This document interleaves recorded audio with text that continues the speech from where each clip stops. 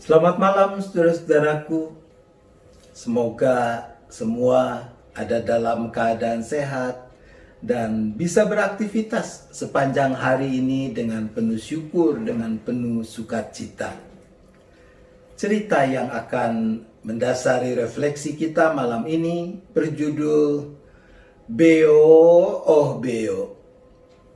Nah, diceritakan di sebuah kota kecil pada zaman cowboy di benua Amerika. Di sana notabene penduduknya beragama Kristen, tapi mereka tidak punya atau belum punya gedung gereja.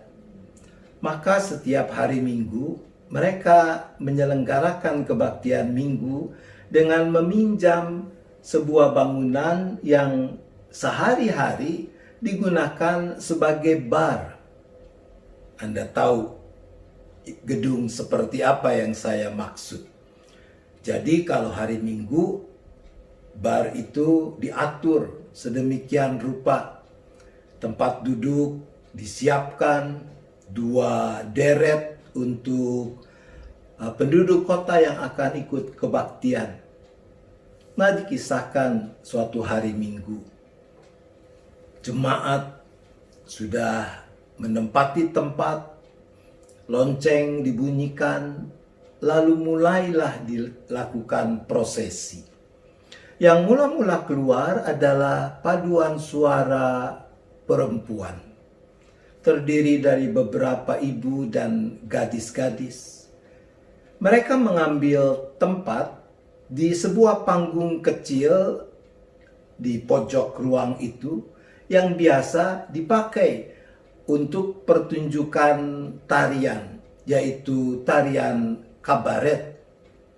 Begitu para ibu dan gadis-gadis ini menempati panggung kecil itu, tiba-tiba terdengar celetukan yang berkata, "Ai, ai, penari-penarinya keren amat." Orang saling menengok mencari arah suara itu, sebab mereka merasa tidak pantas ketika mau kebaktian ada celetukan seperti itu. Belum berhasil mereka temukan, prosesi terus berjalan. Maka keluarlah seorang presbiter penatua diiringi oleh pendeta yang akan melayani kebaktian itu. Pendeta itu mengambil tempat di belakang meja yang biasa digunakan oleh bartender pramusaji untuk menyajikan minuman-minuman.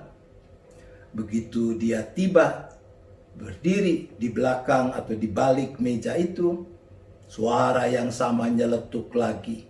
Sekarang dia bilang, "Ai, ai, ganteng amat bartendernya, baru ya." Maka kebaktian dihentikan dulu dan presbiter yang bertugas mencari asal suara itu. Ketemu, ternyata suara itu keluar dari paruh seekor burung beo yang memang pandai bicara, yang dijadikan sebagai atraksi dalam bar itu. Biasanya minggu pagi beo beserta gantungannya dibawa keluar, tapi rupanya pagi itu kelupaan untuk dibawa keluar. Maka segera diambillah beo dengan gantungannya itu dan dibawa keluar. Berjalan melewati 2 deret tempat duduk jemaat. Sampai di tengah, beo itu nyeletuk lagi. Sekarang dia berkata sambil menengok kiri kanan, "Halo, halo, ketemu lagi. Orang-orang yang sama di tempat yang sama." Ceritanya sih cuma sampai di situ, saudara. Kita tidak tahu nasib beo ini bagaimana.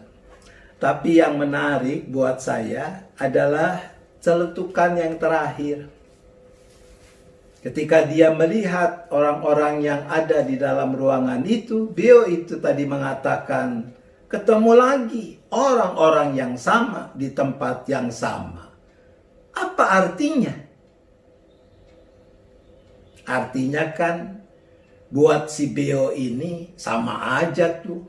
Orang-orang yang memang biasa datang ke bar dengan mereka yang sekarang datang sebagai anggota jemaat untuk ikut kebaktian.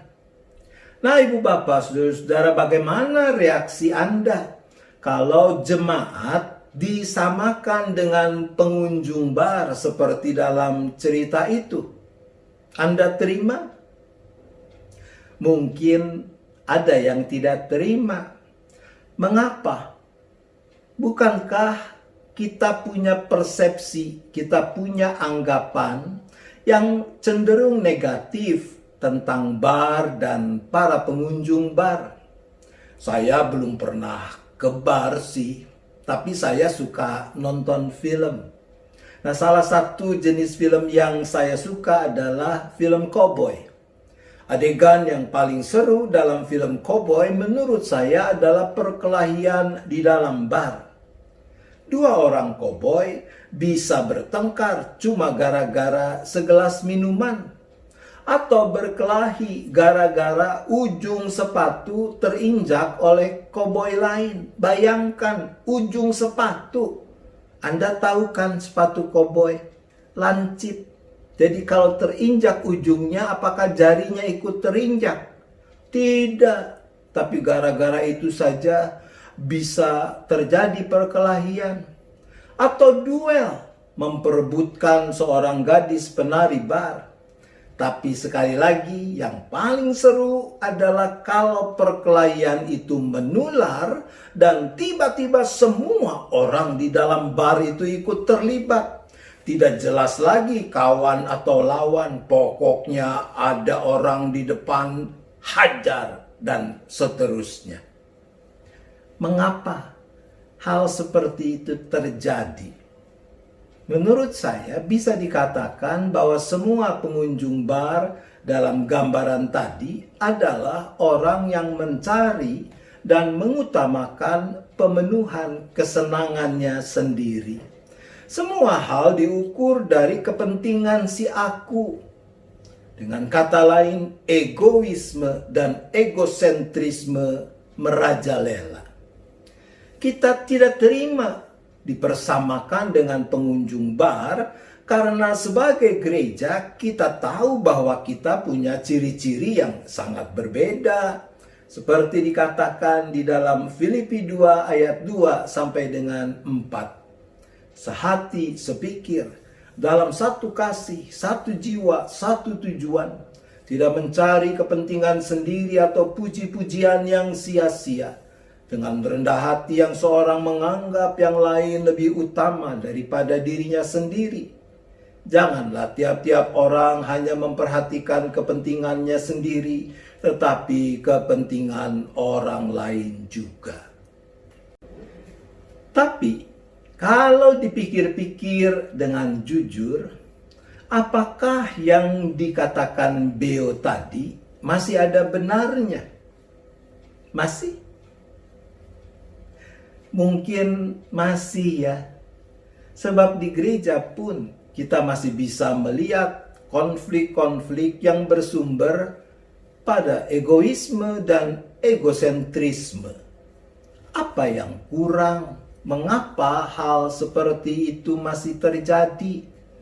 Di dalam Filipi 2 ayat 5 sampai 8 dikatakan begini. Hendaklah kamu dalam hidupmu bersama menaruh pikiran dan perasaan yang terdapat juga dalam Kristus Yesus, yang walaupun dalam rupa Allah tidak menganggap kesetaraan dengan Allah itu sebagai milik yang harus dipertahankan, melainkan telah mengosongkan dirinya sendiri dan mengambil rupa seorang hamba dan menjadi sama dengan manusia. Dan dalam keadaan sebagai manusia, ia telah merendahkan dirinya dan taat sampai mati, bahkan sampai mati di kayu salib. Pengosongan diri, itulah kuncinya. Pengosongan diri berarti mengatakan no, tidak, pada segala sesuatu yang kita tahu bertentangan dengan kehendak dan kebenaran Allah. serta menundukkan diri pada kehendak-Nya. Itu yang Yesus lakukan. Itu yang seharusnya dan sepatutnya juga kita perbuat. Amin. Kita kembali akan bersyafaat. Mari kita berdoa. Bapa di sorga, kami mohon pengampunan kalau di sana sini kami masih suka terjebak oleh egoisme dan egosentrisme di dalam relasi-relasi kami dengan siapapun juga yang ada di sekeliling kami, bahkan juga bisa mewarnai relasi kami dengan Tuhan. Bapa, ampuni kami kalau karena itu sebaliknya dari mempermuliakan nama Tuhan, kami justru telah mempermalukan nama Tuhan. Ya Bapa, saat ini kami juga berdoa bagi orang-orang yang sedang berupaya untuk bangkit dari keterpurukan ekonomi khususnya sebagai dampak pandemi. Tuhan yang memberi hikmat kepada mereka, Tuhan tambahkan kesungguhan untuk memegang teguh kebenaran, keadilan di dalam segala upaya itu, sehingga Tuhan berkenan untuk memberkatinya. Ya Bapa, kami juga berdoa untuk kami semua bersama dengan sekian banyak anggota masyarakat, agar Tuhan yang memberikan damai sejahtera, sukacita dan kesabaran, manakala kami semua belum bisa kembali beraktivitas seperti pada masa sebelum pandemi.